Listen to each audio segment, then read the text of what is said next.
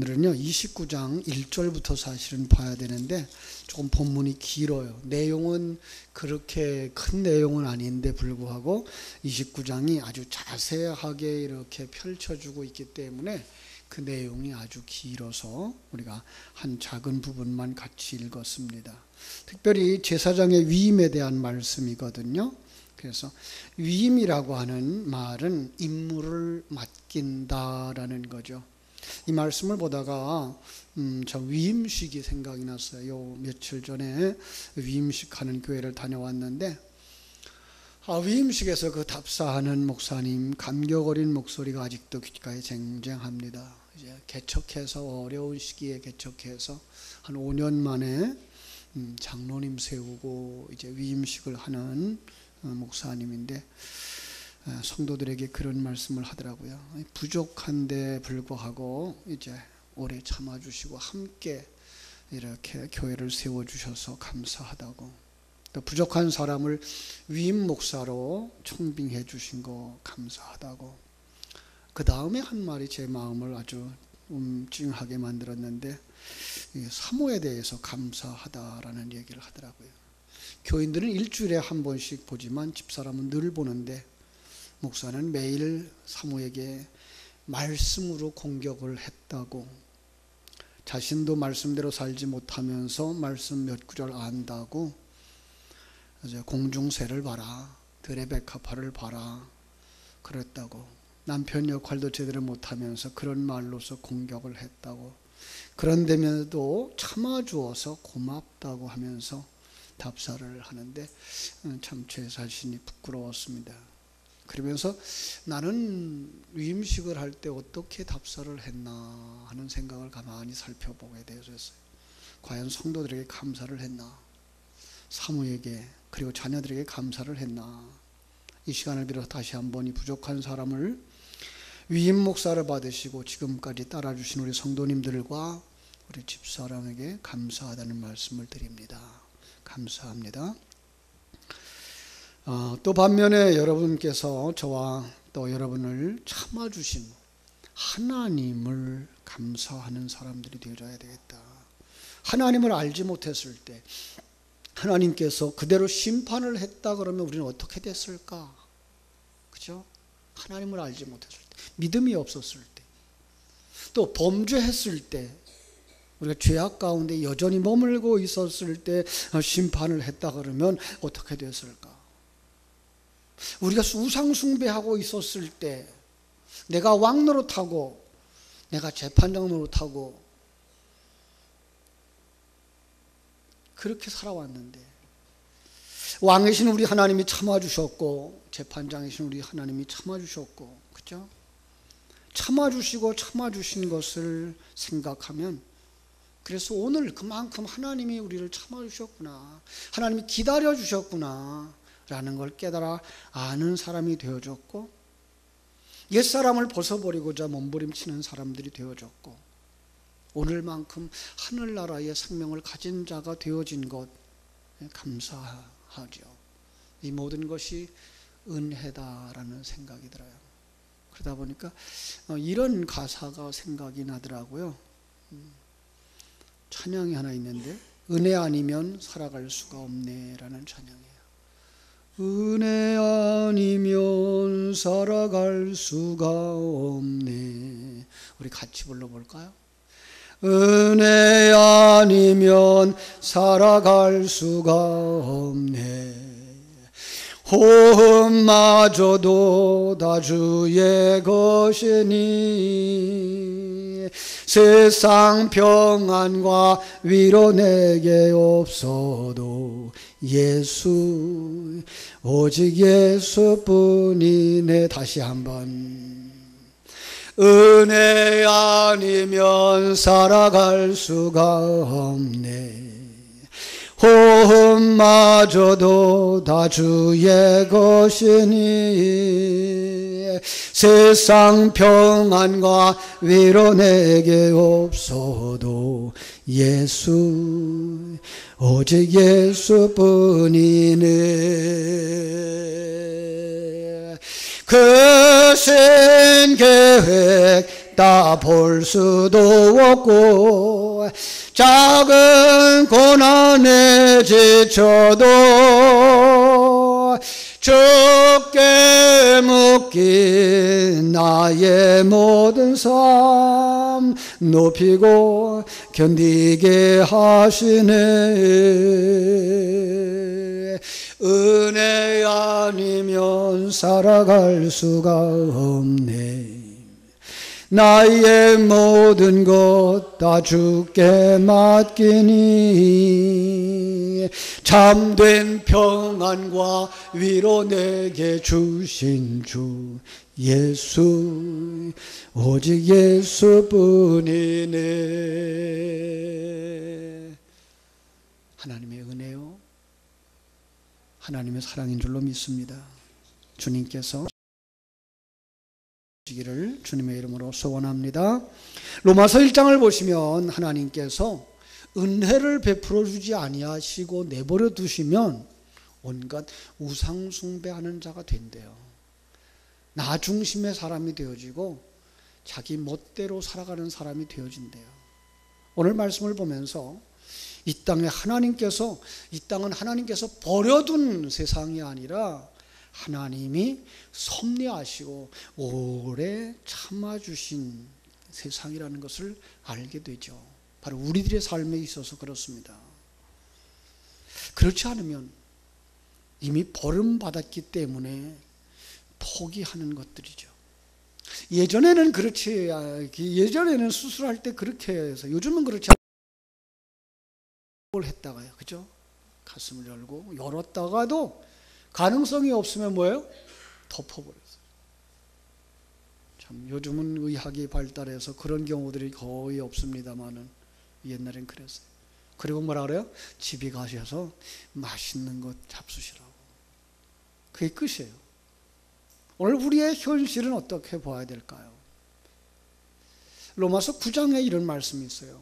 22절에 보니까 만일 하나님이 그 진노를 보이시고 그의 능력을 알게 하고자 하여 멸하기로 준비된 진노의 그릇을 오래 참으사 관용하시고 또한 영광 받기로 예비하사 긍휼의 그릇에 대하여 그 영광의 풍성함을 알게 하고자 하셨을지라도 무슨 말을 하리요. 이 그릇은 우리니 곧 유대인 중에서뿐 아니라 이방인 중에서도 부르신 자니라. 유대인이나 이방인이나 다 하나님의 진노를 받아서 멸망을 당하는 것이 마땅한 것인데 하나님은 성경 속에서 보여주신 것처럼 오래 참으셨다는 거예요. 여러분 생각해 보세요. 우리가 그냥 시간적으로만 따져도 그래요.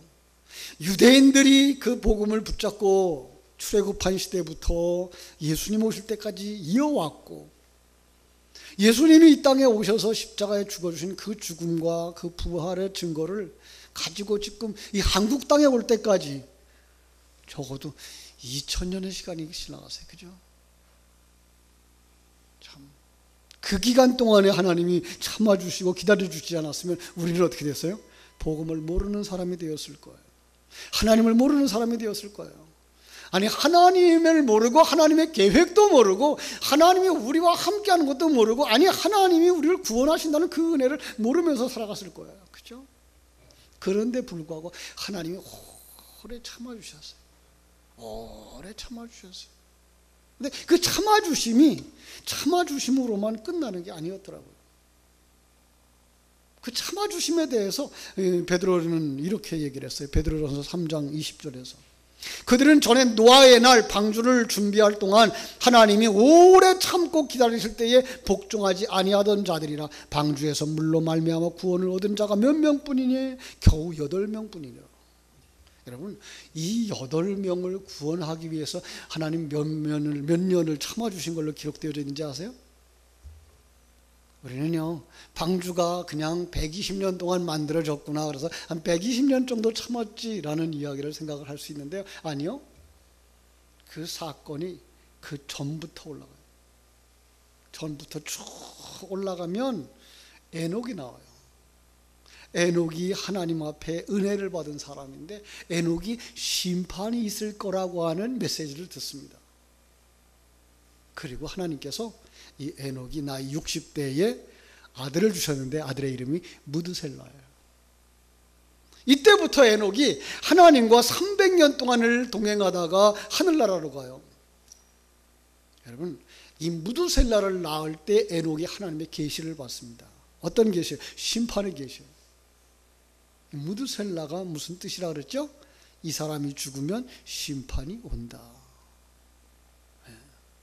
그러니까 이 아버지 된 에녹이 아들 무드셀라를 바라보면서 이 녀석이 죽으면 심판이야, 이 녀석이 죽으면 멸망이야 라고 생각하면서 매일매일을 자기 생애의 마지막 날처럼 살은 거예요. 그런데 하나님이 오랜 기간 기다려줬어요. 우리를 구원하시려고.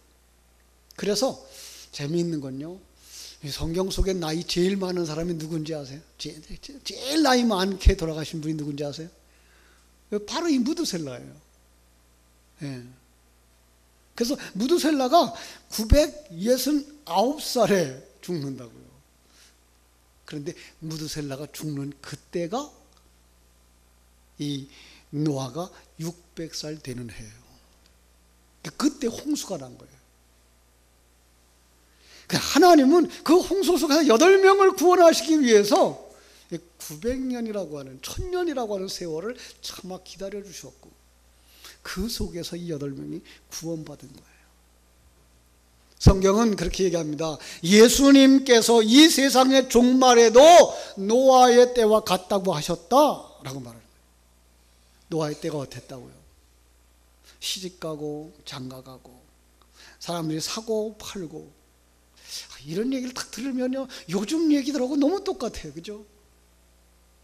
여기 정상적인 결혼 생활을 얘기하면 이거 얘기했겠어요? 정상적인 거래를 얘기했으면 이런 얘기를 했겠어요? 그때에도 아마 부동산 투기가 있었는지도 모르겠어요. 그때에도 그 참 부끄러운 그런 이성관계들이 있었는지도 모르겠어요. 그러니까 그걸 지적하시면서 지금 이때에도, 우리가 살아가는 이때에도 뭐 하라고요? 심판에 대해서 기억하라고 말씀하고 있는 거예요. 그렇죠? 그런데 그 중에서 누가 은혜를 받아요? 노아가 은혜를 받았더라. 노아가 은혜를 받아서 뭐 만들었어요? 방주를 만들었어요. 그렇죠? 은혜 입은 사람이 할 일은 뭐예요? 참으로 자기 심판을 대비하는 삶이었다. 에녹이 심판을 대비하며 살았던 것처럼 은혜 입은 노아도 심판을 대비하면서 살았다면 오늘 우리들도 그 심판을 대비하며 살아야 되는 거예요. 그런데 하나님께서 노아에게 그 심판을 대비하며라 그러면서 심판을 대비하도록 뭘 준비하셨죠? 방주를 준비하셨죠. 그죠? 방주. 여러분, 그 구속사 속에서 이 방주는 누구를 상징한다 그래요? 예수님을 상징한다 그러죠. 그죠? 그래서 그 속으로 누가 들어가요? 8명 식구가 다 들어가는 거죠. 예수 안으로 들어가야 사는 거예요. 그리고 예수가 어떻게 해요? 예수가 위에서부터 내려오는 물과 아래서 솟아오르는 물에 의한 저주를 다 받으신 거죠. 방주가. 그 저주를 통과하고 나서 거기서 8명이 이렇게 태어나는 거예요. 예수와 같다고 금방 얘기했어요. 그러니까 예수님이 우리를 품으신 거죠.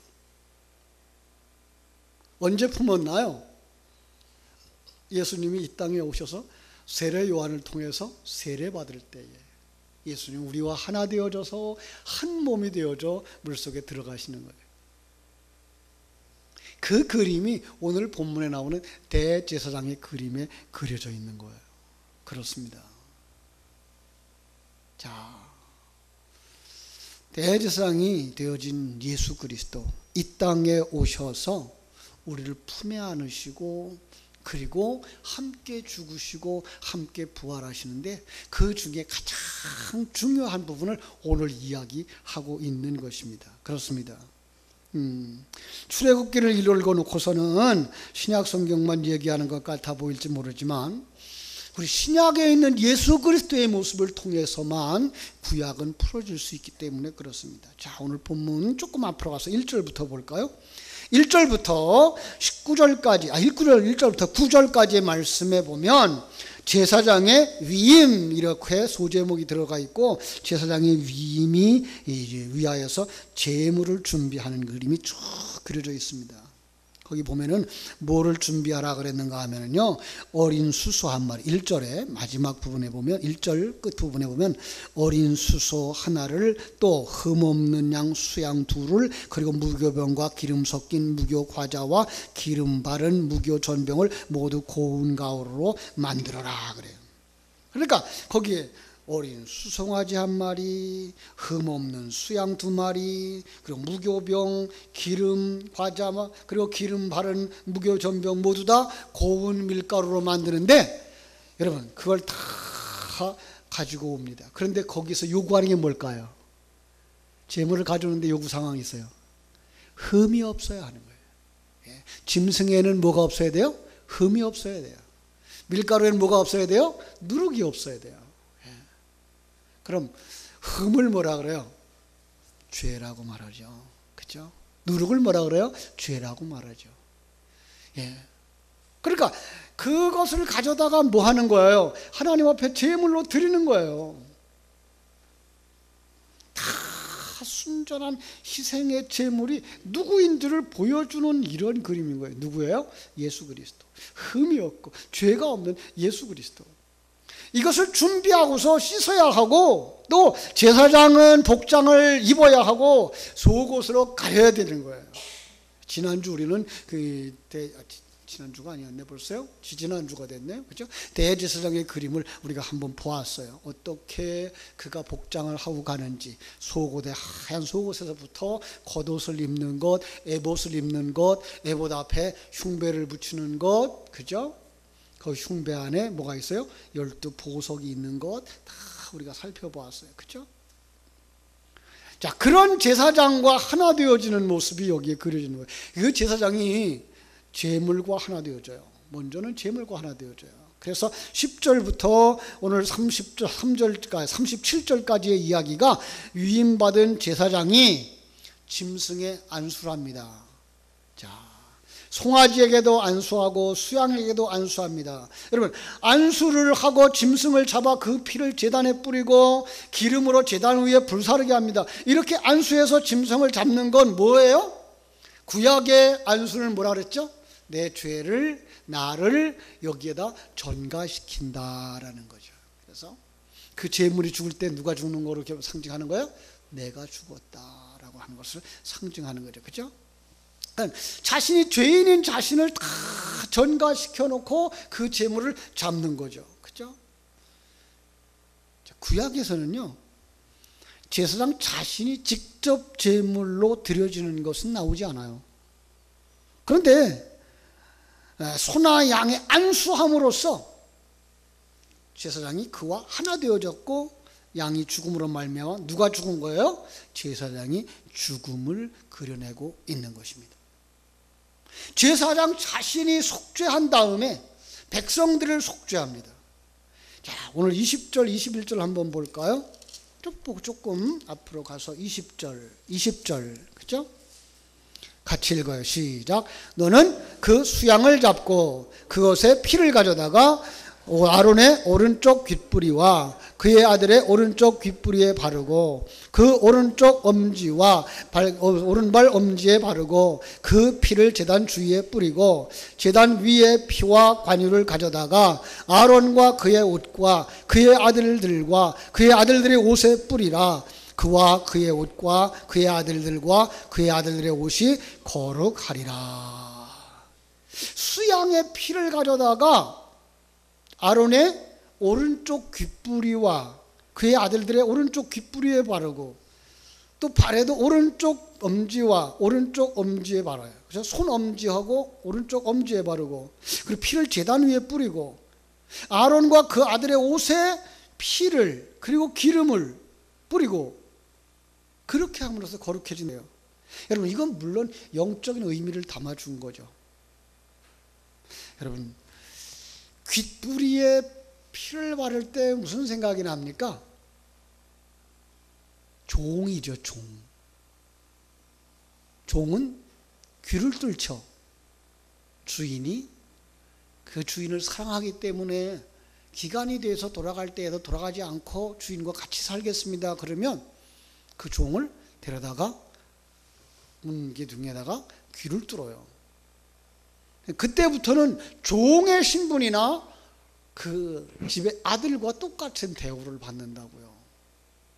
근데 그것만 뿐이 아니에요. 손에도 어때요? 피를 바르네요. 손에 이렇게 피를 바를 때 우리는 무슨 생각이 들까요? 예수님의 양손에, 양발에 못 박힌 모습이 보이지 않나요? 바로 지금 제사장을 이렇게 만들어 놓고는 제사장에다가 누구를 그려내고 있는 거예요? 예수를 그려내고 있는 거예요. 예. 그걸 하루에 끝내는 게 아니라 일주일씩 한다고요. 7. 어떤 수예요? 완전수예요.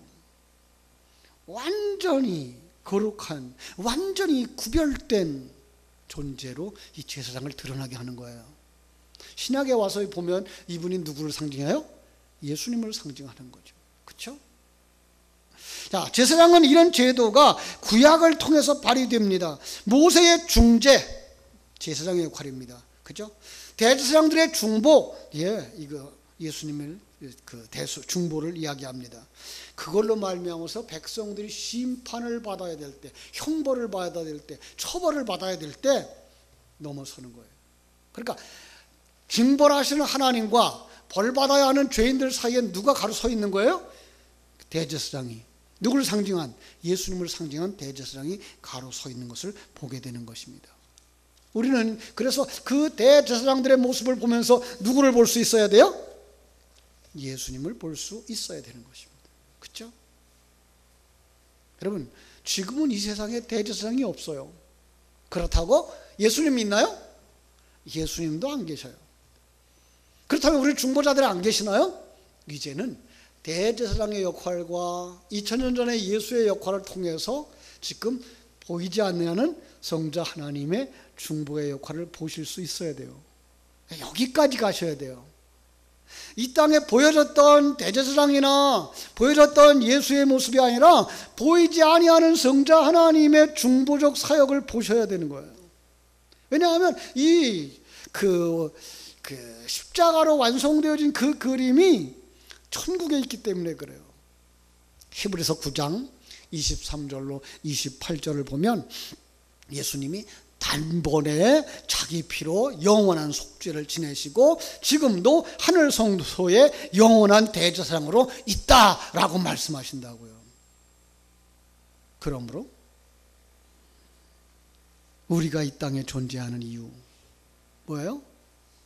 바로 예수 그리스도의 중보 때문에 계시다는 거예요. 예수 그리스도의 중보 때문에 우리가 아직까지도 범죄하여서도 화를 직접 당하지 아니하고 우생숭배하였지만은 아직도 우리가 직접 화를 당하지 아니하고 하나님이 참아주시는 거예요.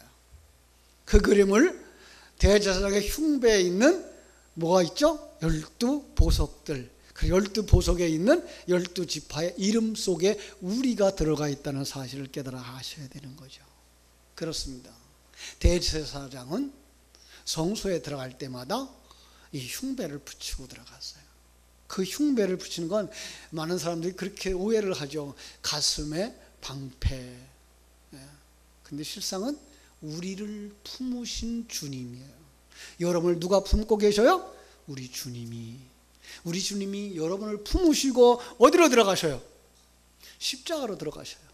죽음으로 들어가셔요. 뭐 하시려고? 우리 속에 옛사람들을 제거하시려고. 영광로 속으로 들어가셔요. 뭐 하려고? 우리 속에서 흠과 티를 다 제거하시려고. 그것 때문에 우리가 사는 거예요. 그 주님 때문에 우리가 완전히 없어지지 아니하는 거예요. 주님 안에 있기 때문에, 방주 안에 있는 것처럼 우리는 주님 안에 있기 때문에. 그럼 누가 그 화를 다당하시고 심판을 다당하시는 거예요? 우리 예수님이. 이 믿음이 우리에게 있어야 우리는 정말 감사할 수 있죠. 그죠?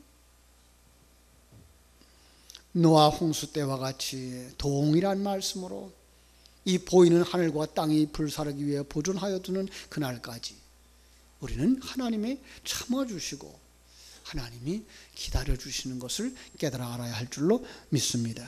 자, 그런데 참 또 우리는요, 이렇게 말씀을 들어도, 이렇게 신앙생활을 하는데도 여전히 우리 속에 뭐가 남아있다고요? 오늘 날 시간 얘기했던 것처럼 옛사람이 남아있다고요. 그죠? 안타까운 거예요. 그죠? 정말 순종해야 되는데 이 옛사람 때문에 순종이 잘 안 되는 거예요. 많은 사람들이 이것 때문에 고민하죠. 그럼 어느 정도까지 순종해야 됩니까? 하나님이 보시기에 완전할 때까지예요.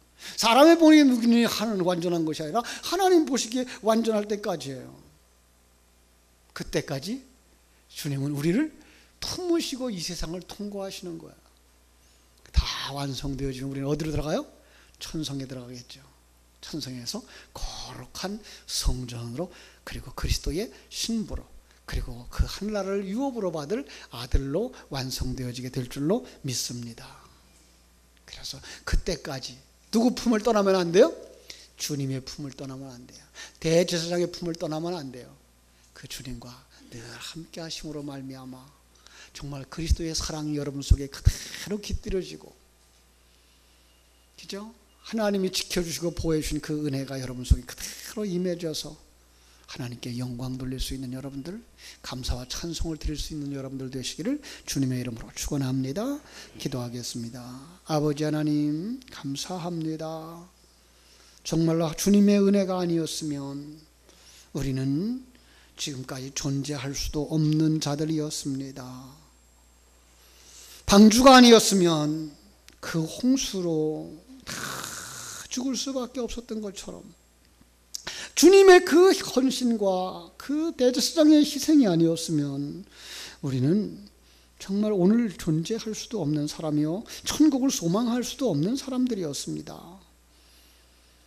그런데 우리 주님이 이 땅에 오셔서 우리와 똑같은 죄인의 모습을 입으시고, 그리고도 하나님이 택한 바 된 대제사장이 되어져서 우리를 품에 안고 성소를 통과해서 지성소까지 들어가듯이 이 세상을 통과해서 천국에까지 우리를 인도해 줄 것을 믿습니다. 아버지, 그 삶의 모든 과정 속에서 정말 하나님이 하나님 되심을 믿는 믿음이 있게 해주시고, 우리 주님의 성품이 우리의 성품이 되게 해주시고, 우리 주님의 사랑이 우리의 사랑이 되어져서 이 땅에서도 작은 제사장들로 살아갈 수 있게 하여 주시옵소서. 형제를 위하여 중보자가 되어지고, 불신자들을 위하여 중보자가 되어지고, 다음 세대를 위하여 중보자가 되어지는 작은 대제사장들이 되도록 하나님 우리를 축복하여 주시옵소서. 거룩하신 예수님의 이름으로 기도하옵나이다.